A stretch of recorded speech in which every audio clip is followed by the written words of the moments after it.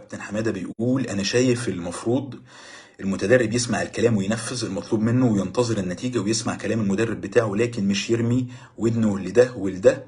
والله مش هيوصل لنتيجة.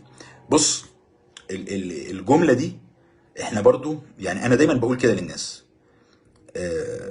تراست اند فولو، يعني ثق واتبع. طالما انت اشتركت مع مدرب معين، خلاص التزم بيه. انت الراجل ده وثقت فيه ووثقت في امكانياته والعلم اللي عنده، واستخرت ربنا يا سيدي وعملت كل حاجه، اشتركت معاه، تابع خطته.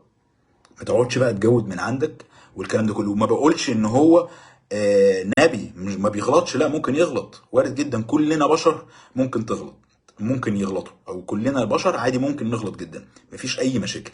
لكن احنا مش بنتكلم في كده، احنا بنتكلم انك بتقعد تراجع ورا المدرب. حلو، طالما انت شاطر في المراجعه ورا المدرب وهتقدر تقيم الصح والغلط، بتشترك معاه ليه؟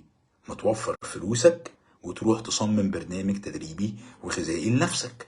طالما انت عندك القدرة على التقييم، وطالما انت عندك القدرة على انك تحكم على البرامج، هل دي كواليتي بتاعتها تناسبني ولا لا، هل دي جودتها تناسبني ولا لا.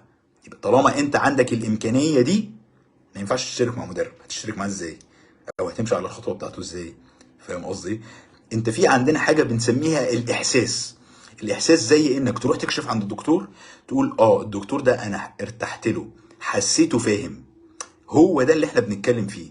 ده اللي من حقك انك تقول. واحد تاني يروح يكشف عند الدكتور، ماشي، هو الدكتور ده شاطر بس انا ما ارتحتلوش، معاملته مش حلوه، اسلوبه مش حلو مثلا، حاسه ان هو مش فاضي، ما اهتمش، مش عارف بايه، بس هو جايز يكون شاطر لكن مش.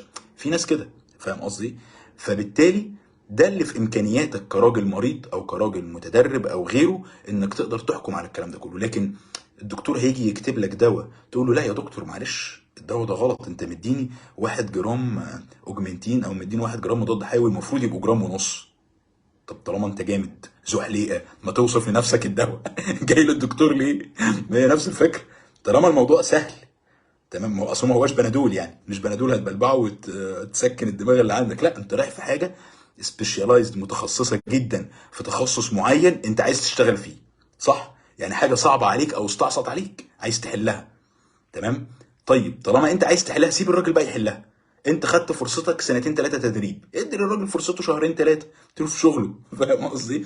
في نفس القصه، ما ينفعش تروح تكشف عند الدكتور وتقول له والله يا دكتور لا، الدواء اللي انت كاتبه ده غلط، لازم تزود الجرعات شويه، حاسس ان الجرعات ديت خفيفه، او حاسس ان اللي انت هتديه ده مش فعال، مش افكتيف، خلاص ما تكشفش عنده، اكشف عند دكتور تاني. هي دي نفس الفكره.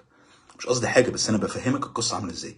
طالما انت عندك الامكانيات القويه انك تحكم على برنامج تدريبي ان هو قوي فعال، لا ده ضعيف، لا زوايا وحشه، يبقى اعمل برنامجك بنفسك. ده نصيحه صدقني، سواء كنت مع مصطفى الجندي، مع فلان، مع سين، مع جيم، مع صاد، مع غيره، انا بقول لك والله فعلا بجد نصيحه اخويه. بعيدا، سيبك من ان انا بشتغل اونلاين او الكلام ده كله.